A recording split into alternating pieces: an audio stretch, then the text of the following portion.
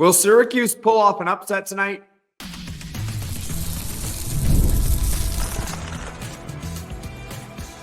You are Locked On Syracuse, your daily podcast on the Syracuse Orange. Part of the Locked On Podcast Network, your team every day.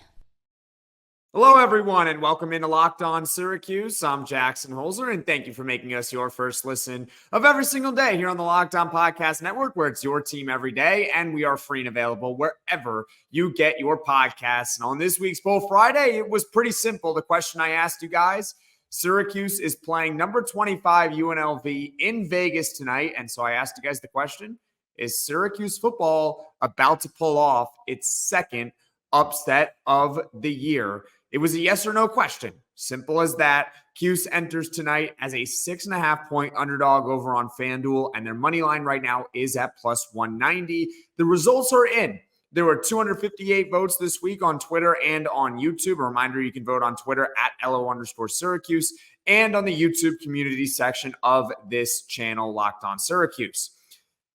With 258 votes, 70% of you guys believe yes, Syracuse football will pull off the upset against UNLV tonight at 9 p.m. Eastern. So you guys are confident that the Orange are going to get their second ranked win of the year, the other one coming back in week 2 against Georgia Tech. But that one was at home against an ACC team.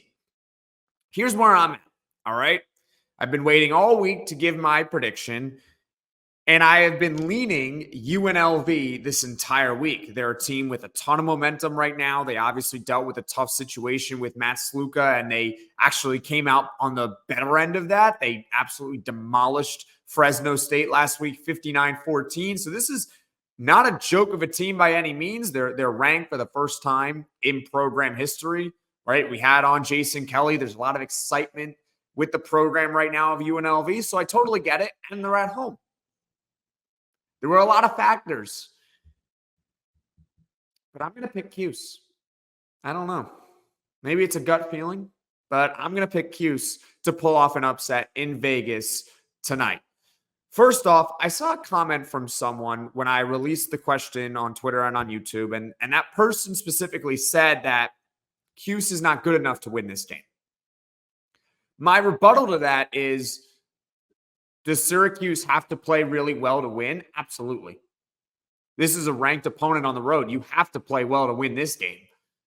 Like, I think Syracuse is going to have to play much closer to how they played against Georgia Tech than they played against Holy Cross or Stanford or even Ohio for that matter, right? Syracuse is going to have to be on their A game to win this one. But I would not go that far when examining this matchup and say that Syracuse just, quite frankly, is not good enough, meaning they don't have enough talent. Of course, they can beat this team. This is a very good team, but this is not Alabama or Texas or something like that. Syracuse can pull off this upset. Let's talk about UNLV's passing defense, so we can get into a little bit of an X's and O's here. It's led by Jalen Catalon. He's the safety in Arkansas and Texas transfer. He has 4 picks this season, and he's honestly one of the best safeties in the entire country, leading UNLV's pass defense. They're ranked pretty low around the country. I mean, they're bottom half in pass yards allowed per game in the FBS.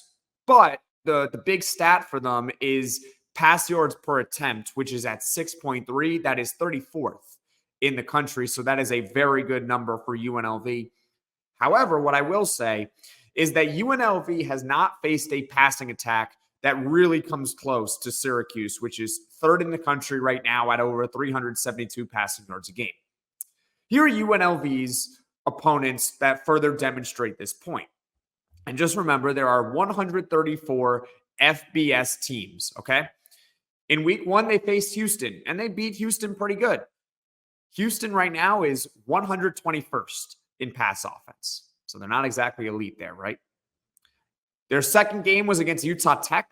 Now, they dominated Utah Tech from start to finish, but Utah Tech is FCS, so they don't even register for this stat. Kansas, that was a wild back-and-forth game. Their 3rd game of the season, they advanced to 3-0. Kansas is 112th in pass offense, so not great. And finally, last week, they faced Fresno State, which is actually a pretty good passing attack at 29th in the country. So that's by far and away the best they faced. And Fresno State still had 316 passing yards in that game. Now, you could take it with a grain of salt because they were trailing the entire time and they only had one rushing yard for the game. But I think that demonstrates that, yes, they have a very talented safety. They have very good linebackers. They do rush the quarterback at a pretty high level, too. They average 4 sacks per game this season, which is second in the country. So pass protection is going to be very, very important for Syracuse. But is UNLV truly ready to face this Syracuse passing attack led by Kyle McCord, who's thrown for 300 yards in every single game this season? Yeah, they don't have They do have Jackson Meeks. They don't have Zeke Haynes right now, but it hasn't seemed to affect them too much. Aronde Gadsden's been in a little bit of a slump, but I think he's going to have a good game tonight. Trevor Pena is a touchdown machine. Is UNLV truly ready for this Syracuse passing attack? I am not entirely sure. I think Syracuse is going to be able to throw the ball on UNLV. All right, coming up, let's talk about some of the defense keys for Syracuse football in this one. With Robinhood Gold, you don't need a silver spoon to eat up the financial favors of the 1%. Robinhood Gold allows others to get the rates and perks usually reserved for the high society.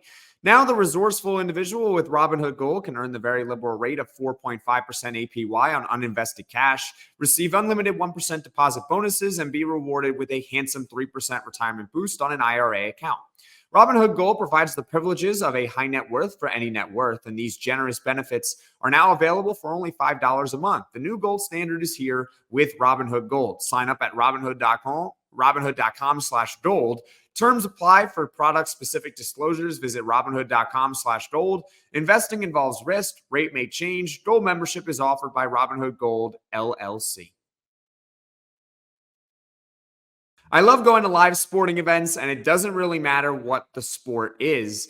I just love the energy in the building. I'm actually thinking about going to a New York Mets game now that they're in the NLDS. I still can't believe it. This is like the greatest week in Mets history in at least the last 20 years, right? And the way I can get tickets, or actually they made the World Series in 2015, so I take it back.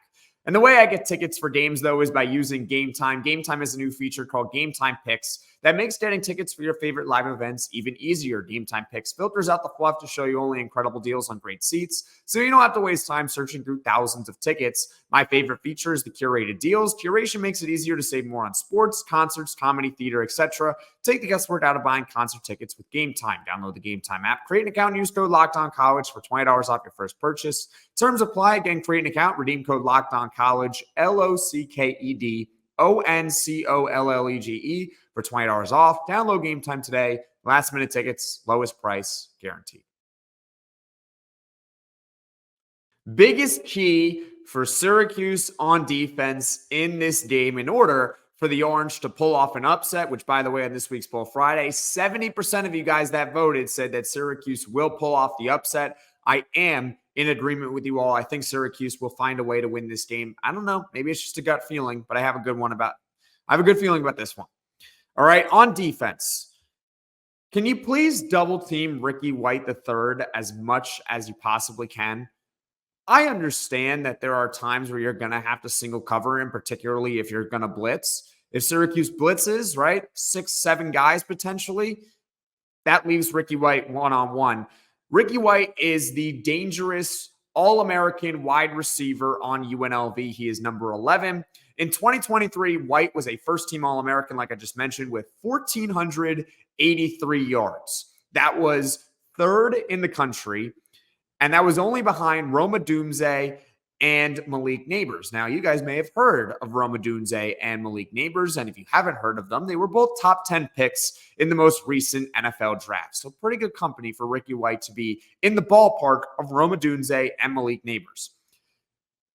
This guy is obviously elite. He can pretty much do anything you ask him to do. This is like going up against Alec Manor at Stanford. We'll get to that in a second, right?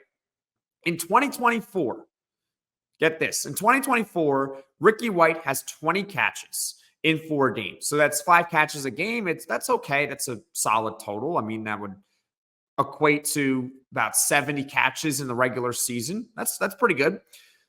All other UNLV pass catchers through 4 games have 17 combined catches. That means out of the 37 total receptions for UNLV pass catchers, Ricky White has accounted for 54% of them. What does that mean? This guy is going to be a target hog, and they're going to target him a lot, obviously, as I just said. He's getting the ball. So you got to do your best to double team him as much as you can. Make Malik Williams throw the ball to different options. All right. Try to do your best to double team Ricky White as much as you possibly can. Against Fresno State, Ricky White had 10 catches in that game. All other pass catchers had 4. That's it. 10 of 14. He's really good. He gets open a lot. So you're going to have to probably put more than one guy on him. And hopefully this coaching staff learned their lesson from what happened against Stanford. Remember, we all know what happened at the end of that game. And if you don't, I'll refresh your memory. When Alec Iomanor, their very talented wide receiver, was left one-on-one on a 4th and 9 play. And their quarterback, Ashton Daniels, found him on a back shoulder that effectively ended the game. And Stanford wound up kicking the winning field goal shortly after. It was on the next play. Hopefully in big situations, Syracuse's coaches keep an extra special eye on Ricky White III. Overall, I think UNLV is a very good opponent. I think this is a very, very good test for Syracuse football right here. I don't think it's an unattainable goal to be able to beat this team. This, like I said, is not an Alabama or like a Texas or anything like that where you're going to need a miracle. I think Syracuse can win this one. They are on the road. It is the first road game of the Fran Brown era. So let's see how they look on the road with Fran Brown. They weren't really good with Dino Babers on the road. Take that for what it's worth. I think they're also better with Malik Williams at quarterback than Matt Sluka. I remember that whole discussion. I remember the whole discourse. There was thought that maybe it would be, quote unquote, easier for Syracuse because it's a backup quarterback. I don't think that is the case, though. I think Malik Williams is better, and he probably should have been starting from the get-go for UNLV. As much as I'm praising UNLV, though, I'm going to pick Syracuse. You can call me a homer all you want. I'm in the agreement with 70% of you guys that voted on my channel that I think Syracuse is going to get back on track, play close to how they played against Georgia Tech, and less so the previous 2 games. I'll say Syracuse 34-31 in this one. Leave a comment, your score prediction in the comment section below. And folks, thank you all so much for watching. Thank you so much for listening. If you like this video, click that like button. And if you really liked it, subscribe to the channel, turn on those notifications so you know right away when I am dropping the next podcast, which will be a post-game reaction to Syracuse and UNLV tonight at 9 p.m. Eastern.